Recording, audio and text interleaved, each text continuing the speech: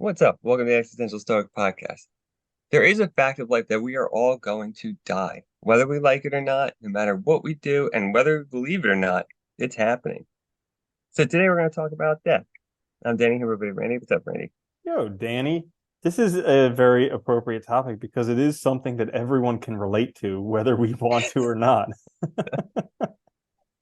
You know what it is weird though? I've always found it like looking back, um, especially now that 40 years old or whatever however old I am, looking back, it is weird how like when you're younger, you really don't think you're going to die.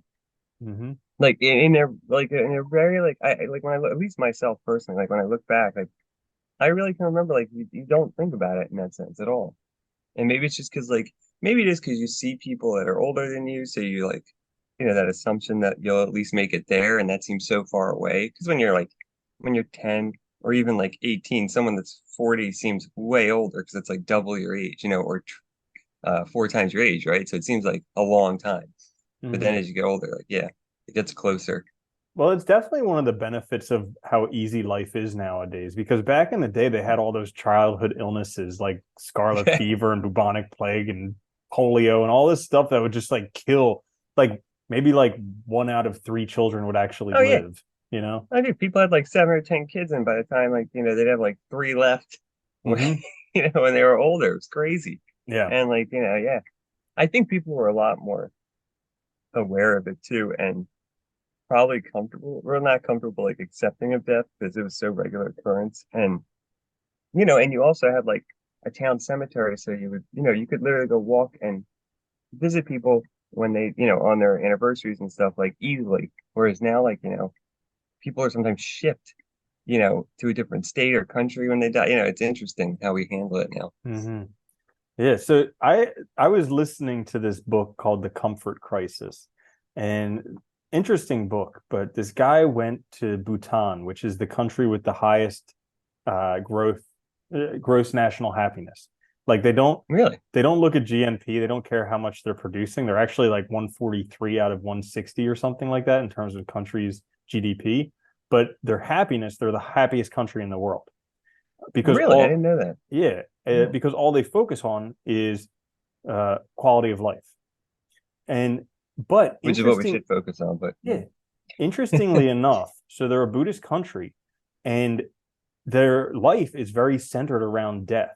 Like all over on the roads and everything, they have these pyramids that are like little like reminders of death. The people are reminded to think three times every day about their own death, like at morning, afternoon, and night. And because they in the book he had it said like I think he was talking with a monk or something like that there, and the monk was saying, imagine you're walking down a mountain trail, and at the end of this trail is a cliff that just drops right off. Okay, that cliff is your death. We're all walking there. Like that's where we're all headed. You have no choice. But what you do have a choice is how you get there. Are you going to take a more scenic yeah. route? Are you going to just maybe you can't take a scenic route? Are you going to just enjoy the route you're on while you go there? Or are you just going to close your eyes and keep walking and then eventually get there? But I was listening to that and I was like, yeah, we should definitely talk a bit more about death because it's something that people very rarely talk about. And I mean, it's so crazy because I can remember all the funerals that I've gone to where it's like very uncomfortable with everybody there. No one really wants to talk about it, especially if it's like an open casket. Nobody really wants to go look, and then Yeah. you don't know how to like help the grieving family or what to say to them. It's just very awkward situation. And people are just like, "How soon can I get out of here? Let's go eat. Let's get do something else." So yeah, it's a very uncomfortable situation in America. Let's continue to distract ourselves from it and pretend like it doesn't happen. Yeah. It is funny though, because I think that is like that makes sense if you have a whole country where you're reminded to think of it three times a day too, you're living your life with that in mind. That's going to make you choose very differently. I think that's one of that's a mistake we make too in the West is like, well, probably most of the globe, right? We don't think about death at all. We don't accept it. We hardly even want to confront it. And so we allow ourselves to live life kind of in a haze and we get focused on the wrong things because we're not really thinking about, how am I going to enjoy this time, this limited time that I have? How can I make it the best? we're thinking about other metrics that have nothing to do with that. How can I have the most?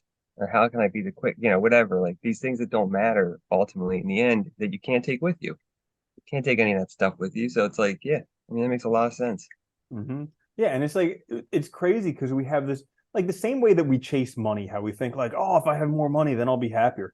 We chase longer lives because we're like, oh, if I have a longer life, then that'll be better. But it's like, if you're not enjoying it, what's the point? Like, whether you die today or whether you die 100 years from now, if it's a terrible life, I would prefer to go today. Like, Wait, and it's funny too, like you hear all the time, like, it's even the way we talk about like illness, right? Like when people have terminal illnesses, they have to fight it and they have to keep fighting it. And like one thing that does is it gives the hospitals a ton of money.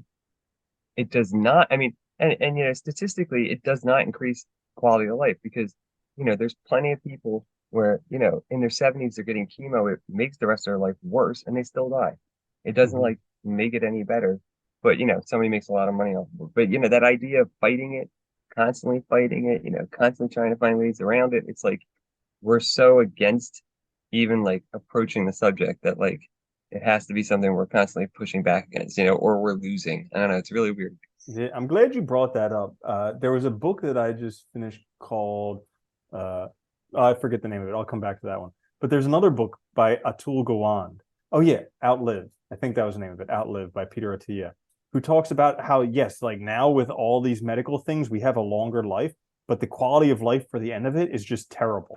It's because we Yeah. didn't take care of ourselves the whole time until we got to the breaking point, and then we just have a longer life, but it sucks. So there's no point in, I mean, to me at least, there's no point in really extending that. And then Atul Gawande has a book talking about end of life care, how like all these things that we do at the end of life don't make our quality of life any better. No, Yeah, if no. people just have if they're able to spend time with loved ones, if they get some pain medication and just have hospice care, like that's way better than all these experimental treatments and life extensions that just make them in pain for a lot longer. And stuck in the hospital usually for a Yeah. long period of time. Yeah, it's crazy actually when you think about it. But it's how it's sold to us, right? Because throughout your life, whenever you have a problem, they tell you to take the easy way here, take this pill instead of doing things like exercising or like focusing on mental health. And then you get to the I, end and that's all you know how to do, right? I know It's it's like, crazy. It's crazy because like, no doctor will say, there's actually something out there that's better than any pill you could find. It's called exercise. And people are like, nah, fuck, nah, forget that. But it's like, I don't yeah, got time for that. like pills may make things marginally a little bit better until you get addicted to them or whatever the consequences of them are. But exercise is better than pretty much anything else you can do. Yeah. And like, well, it's funny because like I've been thinking about that a lot too now. It's like, as we get older, you want to stay in shape because like they've already shown like exercise can increase your new neuron growth and stuff. It obviously makes you, healthier long term. You can more flexibility and stuff. It's just better, right? And like, but you got to start early. You can't start super late because you don't have any foundation there to help you. So it's like, Mm-hmm. yeah, Yeah. we are sold very bad messages, I think, on death, and Mm-hmm. nobody really talks about it at all. Yeah. Like basically whatever you can do now physically is the best you're ever going to be unless you're putting in a lot of effort to get better. That's the Yeah. frightening thing that nobody tells you. Yeah, it is kind of true. And it doesn't take that much either. That's the funny thing. It only takes, I mean, at most like, half an hour a day, you're good. That's a lot better than nothing. And Mm-hmm. I think gotta look at it that way too. But Yeah. I think that's true. If you thought about the end, people would be more motivated probably to do this stuff if we thought about it more often. Well, talking about thinking about the end, I thought that it would be fun if we talked about how we'd like to die, what we want our funerals to be like, what we're scared of with death, how to prepare for death, those types of things. Get personal. How Okay. often do people All talk right. about this personal stuff? Let's talk about it. Yeah. Do you know how I you will would? say, So, like, oh, obviously, I mean, the chances of you actually dying how you want to die is whatever. But if you could die, oh, like, literally how I want yeah, to like die. if you could choose, like, if you had your like luxury death vacation destination, what would that be? I guess, I mean, if I had to choose, I guess I would prefer if it was like, no, I mean, like, relatively peaceful, I guess. I never really thought about how, the literal how. I always assumed that would just happen, you Hmm. know? I mean, Yeah. ideally, I guess, it would be nice if it was like, it would be nice if it was like kind of like in your sleep or like quietly, not in pain, not in, Yeah. aggressive pain, not in like a horrible accident or something where there's a lot of like maybe potential pain, that kind of thing. Hmm. Um, I guess that would be my idea. I never really thought about the actual, like Mm. how it would actually happen. I always assumed it would happen, Yeah. you know? Well, that's a good assumption. But yeah, either like going in your sleep or something, or just like, I guess old age would be nice if you were still like healthy enough and like something happened that was like kind of like quick would be good. Uh-huh. I Yeah. definitely don't want to end in a hospital. Like I do not want to be in. That's one thing I know for certain. I do not want to be in a hospital, I and I know. will not go. Same with me. Like hospice care at home, give me some drugs and Yeah, just let me, take the pain away, but definitely not in a hospital. Uh the I was just thinking right now, like Tyrion Lannister from Game of Thrones. Somebody's like, "How do you want to die?" And he's like, "Well, preferably surrounded by a scantily clad woman with a goblet of wine or something like that." And that's pretty much how I'd like to go. Like if I could plan it, yeah, in bed with a beautiful girl and just like I'm out immediately and she doesn't care. That's like the best. that'd be But nice. Yeah, yeah. no heart, no terrible like emotional scarring or anything Yep. left on the other person. Yeah, that would be awesome. Yeah, so Hmm. have you ever thought about your funeral? Yes, don't care Oh, okay. That's at all. interesting. That's interesting. Yeah, Yeah, because don't even I care a was little. thinking about this the other day. Like I did make a will. I haven't yet gotten it notarized because that's like I feel like I haven't done that yet That's it. because that's me procrastinating. I feel like that's like saying I'm definitely gonna die when really I'm just deluding myself that I'm really gonna die anyways. That's But official. I know once I sign this document, then I'm definitely dying. If I put off signing it, we're okay.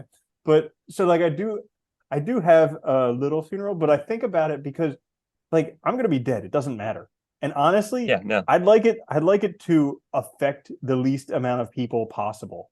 Like I don't want to have a whole bunch of people coming out of their way to come celebrate my death. Because it's like if they didn't celebrate my life, why Yeah. bother when I'm dead? That's not going to do anything for me. Like maybe they'll get some closure, but it would just be better off if they heard about it and they were like, oh yeah, he was a good guy. All right. Shame he's dead. Yeah, I mean that's what I said to my partner. I said, I don't really care. Like honestly, you could throw me in a ditch upside down. I really don't care what you do. Yeah. It doesn't matter to me at all. And I mean, Yeah. there's ways to do it that are helpful. You could do, and it just really, I think it more depends. I think that more depends on the people that are left and what kind of closure they want. And I think leaving it open is nice because you leave it open for them to kind of decide like what kind of closure they want would be helpful for them. Mm-hmm. I don't really care. Yeah. Yeah, I'm not. So I actually in my will I did write something a bit like out there, because I don't want to be buried in a coffin or anything like that because there's No. no reason to preserve my bones forever. They have those Just they have those green ones now where you get buried under a tree in like a blanket and like they oh, plant a tree. Did you ever hear those? I did not. That's a new thing now too because like cemeteries use a lot of space Yeah. and like it's actually like, you're putting formaldehyde in bodies, which is not good to begin with, and then you have Yeah. all this other crap. So they just like wrap you basically in a sheet. It's like old style, put you in the ground. There's no chemicals and stuff, and then they plant a tree over you or something. Oh, that sounds pretty Yeah. cool. And Yeah. then they can reuse the space, after time. Sorry. Uh-huh. Yeah. Did you ever see the movie Due Date with Zach Galifianakis and Robert Downey Jr., where they travel Part of it. across I the haven't country? seen the whole It's thing. kind of like planes, trains, and automobiles, but a modern version of it. Well, anyways, Yeah. so in the movie, Zach Galifianakis' dad dies, and he's keeping his ashes in a coffee can, and he doesn't want to get rid of him. Like he keeps saying he'll like dump him in the Mississippi River because he loved like cars and hookers or something like that, or he'll do, and like he never actually does it. And then there's a very touching moment at the end of the movie where like he releases his dad's ashes into the Grand Canyon. You see like them going away in the wind. And I was like, that would be really cool. Play Spirit in the Sky by Norman Greenbaum and just toss my ashes to the wind. And that would be a cool way to go. So That'd be a good way to go. yeah, that's in my will for if I actually ever get that signed and then go on to die that way. Nice. Yeah. There you go. Cremation's good to go too because it doesn't take up a lot of space. Oh. It's easy. Mm-hmm. That's the Yeah. other thing. I never really like personally, and this is just personal. I never liked open caskets. I do not like them. Ugh. Uh, you know, Dude, I do not. I I do could do not it. want to remember someone when they're freaking dead. Well, Like that's you know what that's what. I've seen so many dead animals, and their faces are all like, "Nah," like in terrible positions because they died the night before, and then the person brings them in the morning, and it's like that's not how you want to remember someone. And rigor mortis sets in and all. And I never liked it too because it like no matter how good a job the people do that are handling it, like you don't look the same, dude. Like and they always look like cartoony to me or something or like old fashioned. But it's also like yeah, it's just I'd rather have the image of the person in my mind, not that. And that then overtakes that image in a way. You know what I mean? It's Mm-hmm. hard to get by it. You want to hear the worst story?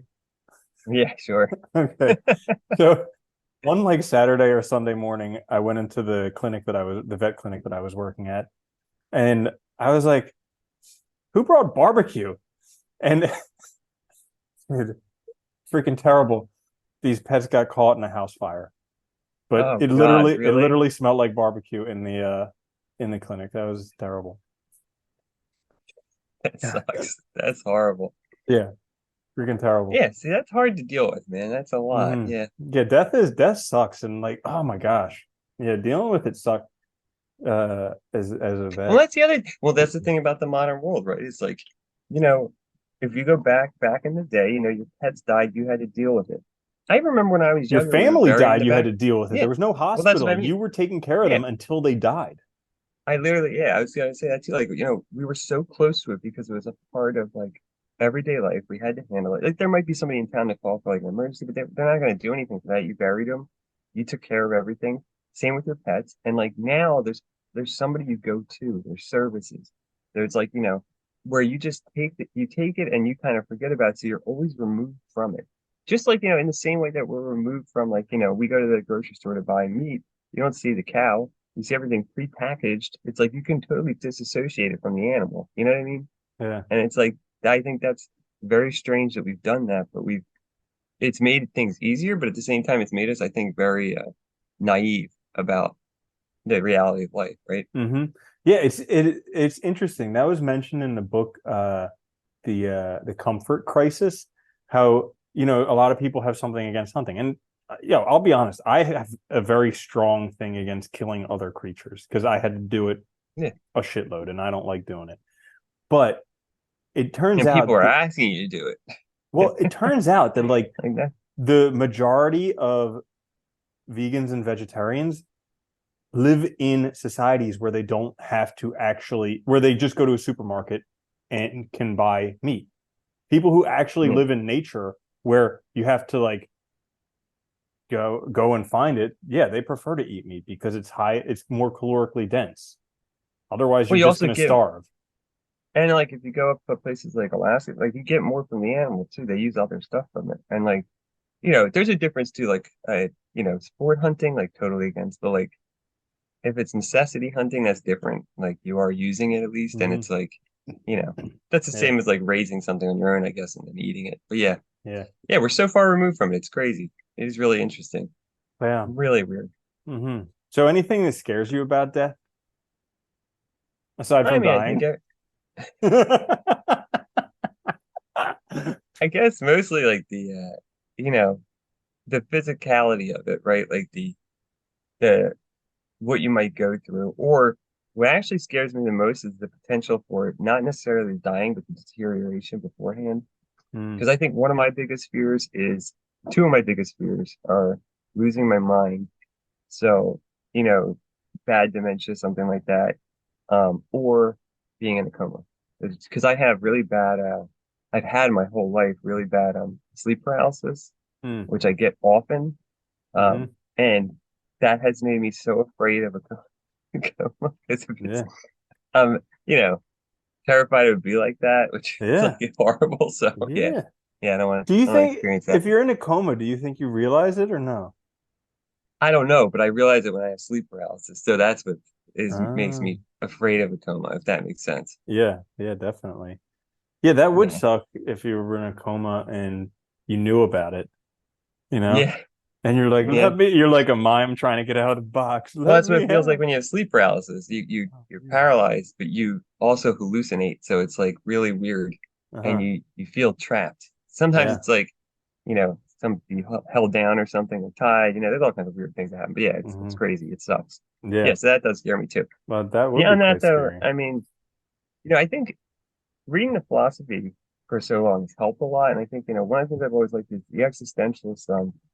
You know, they focus on the fact that we just have one life and we're going to die, and that can be that can be scary. But I think when you accept it, it can also be freeing because it's like, oh, I have one chance, and I'm going to go. So who cares? Like you can kind of live it however you want because the reality is this ends. There's nothing that's gonna like. It's not like it's on repeat. It's not like it goes on forever. Try to live your best life because you have one shot. Live it as limited time, and do what's right for you. Don't wait for other stuff. Because it's like you don't know what's gonna happen. Yeah. So That's a that good that was point. always helpful. Yeah. Yeah. For me, I'm scared of like some type of long drawn out death, like particularly torture or something like that. I think that would be absolutely terrible. Well, hopefully And that doesn't happen. yeah, I know, right? But like that would be terrible. Or being like overly dependent upon others. Like I get it as you get older, Yeah, sometimes you have to, but that just like I would find that really difficult because I have a hard time asking for help from others. And it'll yeah. probably be like one final life lesson where I have to be very dependent upon others, and that's like my final breakthrough in life. But I really don't want No, no, that. I don't want that either. You know, what's funny is the when I used to teach biomedical ethics a lot, like the Netherlands, they allow active euthanasia, so you can request it. And so when people go in with long-term illness and stuff, death is always on the table and it's an option. Whereas like, here, if you go to the hospital here and you have a long-term illness, that's not an option. You can't request that you just be euthanized. So they And said you like, have to go through hurdles to get freaking pain drugs so that you can just be like yeah, knocked out because well, yeah, doctors were prescribing that stuff too heavily and now they don't prescribe it at all. yeah, now we go the reverse, right? So Yeah. now we totally turn it back. Yeah. Anyway, but so one of the things they found though is like in that country, like the end of life care is like way better because people have instead of having no choice, you have autonomy. Whereas like I think one of my other fears here is like you get stuck in the hospital, it's like you lose all like power to make choices to some extent, especially if you are older and like you're sick and like you're not like conscious all the time and stuff. They just do shit. And I don't want that to happen either. Hmm. Because I feel like you lose all your choice. It's not your life anymore. It's somebody else's. Yeah. I remember like when I was young, my grandmother was in the hospital and like she fell and hit her head, so people weren't sure if she was like really there. But like one time we were talking and I was young, so there wasn't anything that I could really do. I was like less than 18, I think. But she was like, "You got to get me out of here, like help me." And I was like, Yeah. I'm like, Yeah. what am I supposed to do? Like how do I even deal with this? And yeah, it was just crazy. Because you're effectively trapped though. And that's the Hmm. crazy part. And they can just like override your decisions. It's insane if they just think you're not with it. Yeah, it is Hmm. scary. Yeah. So that's another thing. Yeah, don't want that to happen either. Hmm. Yeah. So like we talk about death. What do you how does knowing about your own death make you live a better life? I You think you just gotta personally, be a not like this theoretical thing, because I'm oh, okay. saying Me you, person. Danny. Yeah. How does knowing Me as a about your person. death help with your life? And then you I can think it ask me the helps. same question, or if you want, you can ask me first. No, I mean I'll answer. It's fine. Okay. I think it helps me stay focused on living a better life and living my best life and living my own life. Because if you're not aware of it, if you think you have forever, you put things off.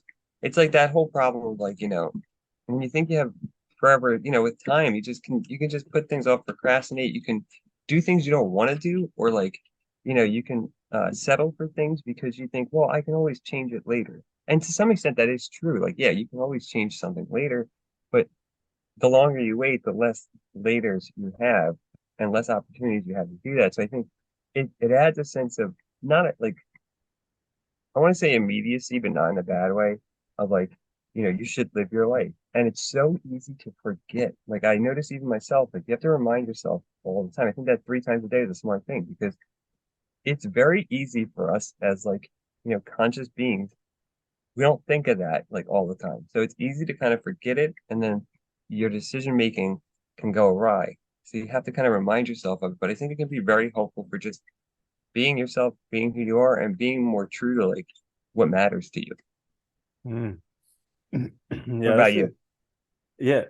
I mean, similarly, it's kind of doing the stuff like I I don't really have a bucket list. Like on a Yeah, that's regular stupid.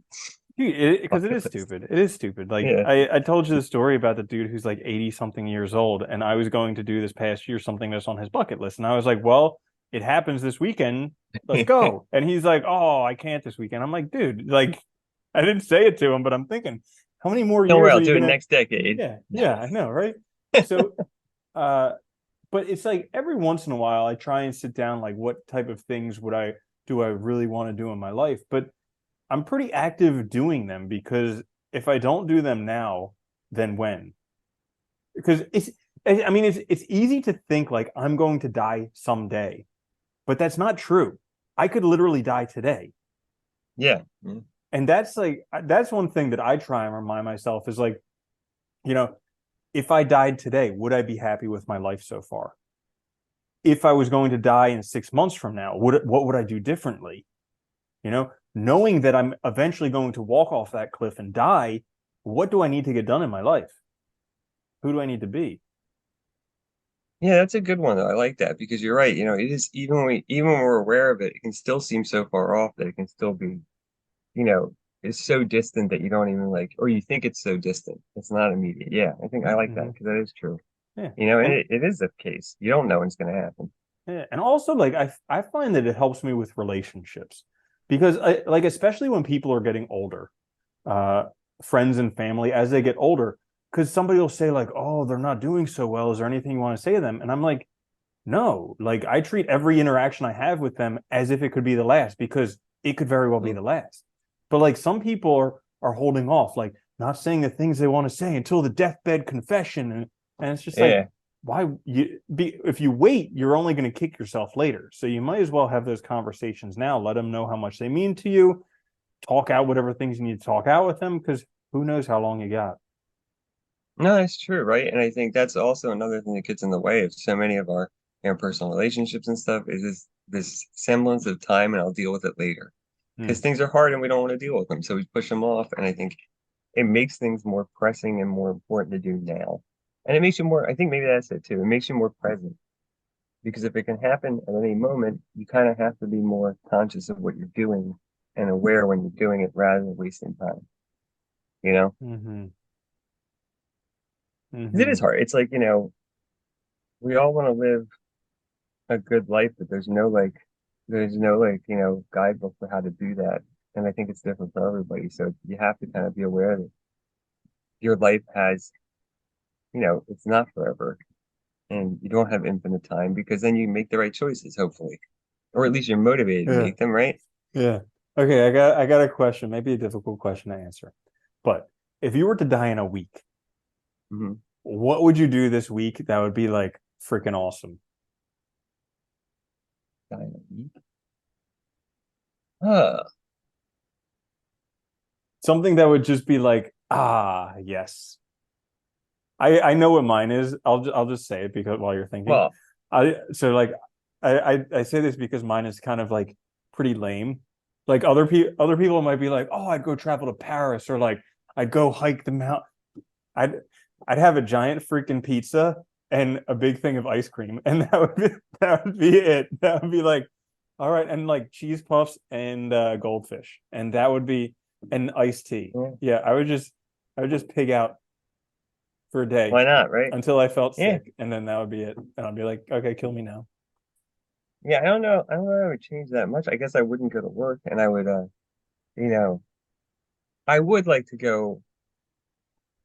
Oh, probably, well, yeah, maybe like, I'd like to go to maybe, I don't know, somewhere maybe like Alaska or something would be cool.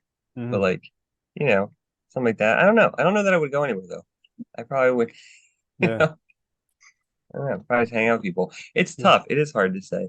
But I think that is a good, like, thinking like that is a good way to find out like things you want to do or things you're not doing now. I feel like Hmm. I'm doing a lot of things I wanted to do now, so it's good. I feel, but I think this is the point, right? If you think about it more, get to a point where you're doing things that you want to do, and your life is like you have a better mentality about life overall. Hmm. It's funny too because like I just was reading this thing on I think it's MIT. They found out how to like reverse mice's age. Oh. Literally, they can Hmm. like click. God knows what it does to the psychology of the mice, but they found out they can like literally reverse their age like by half. And like, they're talking about Gonna this be now, and I'm like like, Benjamin Button mice. yeah. But then like, and apparently like it's as far as I read and what they understand, like it doesn't cause any like major problems that they know of yet or anything. But like they've had this mouse living like way longer than it should be alive, which who knows what that does. But like, this whole idea of like fighting it, but like, do we even want that? Do you want a world of people that don't go? I mean, it's already overcrowded. Like, it's kind of funny when you think about it, but like, what good does that do us? Like in some sense, and if it lasts forever, you know, do you have any reason to live? Hmm. At a Yeah. certain point. Yeah. I remember I heard this quote the other day that like a rose would be the most annoying weed if it didn't die. Because it's got all those Yeah, thorns and stuff. Like, sure, it smells great and it looks pretty, but it's got all those thorns. And if it never dies, you're just gonna have these thorn bushes all over the place. So, like, it's the same thing with people. Could you even imagine if people didn't die? My goodness. no. Hmm. And like, I could imagine like if like, if you're trying to, I don't know, like, because I or somebody was talking about space travel and they're saying like, if we really wanted to travel in space, we need to genetically engineer people, right? So that they can handle it in the long term. And like that might be something you use for that case, right? Where you had to go somewhere far or something. But like otherwise, and who knows about psychology? I mean, that's that aside, it might make you totally crazy Hmm. doing that to yourself. Oh my gosh. Yeah, totally. But that's like another thing of constantly trying to fight it rather than just facing the fact that it's part of it. That we're gonna Everything die. else does. What's that? I Yeah. mean, how, like, you have to wonder how good are some people's lives that they want to live forever? Like, could Yeah, it right. possibly be that good? They don't have any problems. I mean, aside from freaking Matthew McConaughey, like whose life is that good that they want to live forever? He had one hard year. I know, right? Ugh.